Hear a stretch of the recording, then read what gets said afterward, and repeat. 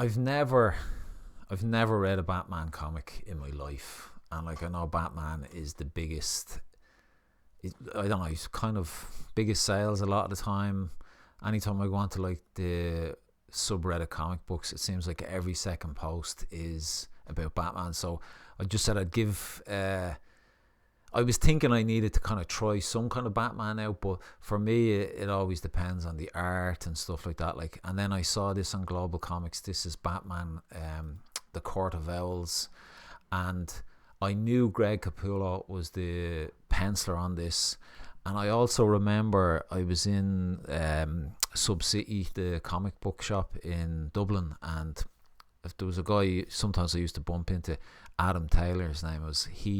I remember him talking about this. I think he was a big Batman fan, and he was talking about this, and he was saying how amazing it was. So when I saw it on Global Comics, I says, right, I'll give it a chance. I'll try this one out as my first kind of intro into Batman. Now, I know a lot about Batman, as in like from the movies, just out in the ether there. So a lot of stuff, you kind of come in knowing a lot of stuff already. So my thoughts on the first issue, I like the artwork is amazing. I like even this opening page here, just the way Gotham is kind of portrayed. You kind of have that kind of dark gothic feel, which I think a lot of Gotham looks like. I guess what I didn't like was it kind of starts out, and it seems like you've got every single Batman villain here, and Batman is fighting them all at the same time. And I think the whole purpose of this is to kind of flip it on its head. Suddenly the Joker turns up, and the Batman and Joker are fighting together. So I'm guessing if you're a long time Batman fan, when this came out, this was supposed to be a kind of a moment of like, oh, what's going on here? You know, this is different. Like, to me, I was just like, whatever. I don't know. I hate when Batman, not that I've ever read a Batman comic, but even in Spider-Man, like, I just hated when he fought like multiples together, because I always liked when it was a one-on-one thing and the story was fleshed out where their wits were against each other, and like maybe the villain was using people that the hero loved to get around them and weaken them, you know, all this kind of stuff. Like, but I did think there was a lot of really cool stuff in this. Like, probably my favorite thing was like the artwork is amazing, all this stuff here, and like showing the different tech and stuff. Sometimes I feel Greg Capullo might draw the characters' heads too big. Like, Batman actually looks like Bruce Wayne in that shot there. He's with the other Robins and stuff. Like, he looks quite young. Like, you know, I think he should look taller with maybe a bigger body or a smaller head or whatever. I don't know. Like, just a little gripe. But I loved, the weird thing is, I thought the storytelling in this scene where like Bruce Wayne, he's kind of presenting to all these investors, you know, a plan to like bring the city back and stuff.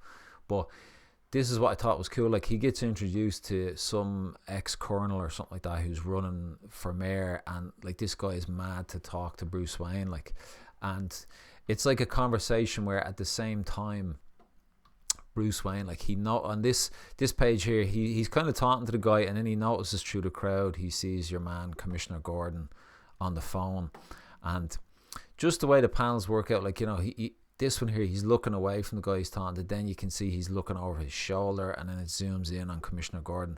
Then it's like he's kind of brought back to the conversation he's having with this colonel guy, and you know, it's a close-up of a mouth, just really, really well done.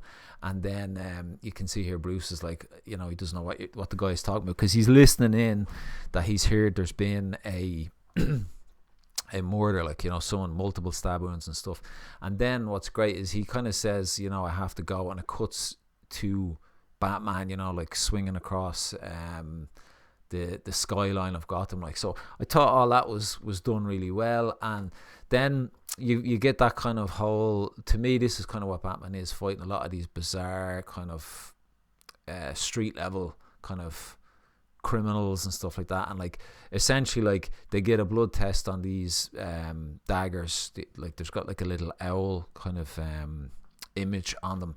They send this back to the lab, and oh, sorry, there was one other bit where they there's a message saying Bruce Wayne will die tomorrow. Like, so, you know, it's kind of like I don't know if anyone was bothered when that happened reading the story. It's just kind of whatever, as if he's gonna die. Like, but I guess what I liked, and it was the blood test thing where it leads up to this point where you see here, I think it's the last panel where Alfred is saying that the DNA match of what they got from these daggers was Dick Grayson, who's one of the, I don't know, I think Dick is, what's your man's name? I don't know, I can't remember the name of the different Robin characters, like, but that's kind of where it's left, and like that's the cover for the second issue. So for a first Batman comic, yeah, it's really high quality, and there's some really good storytelling elements in there.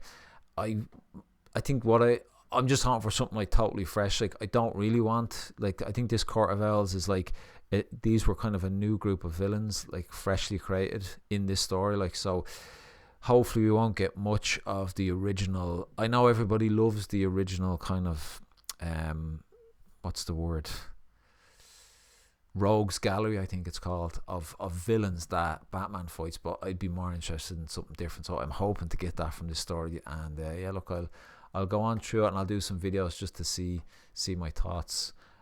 So yeah, Batman Court of Owls.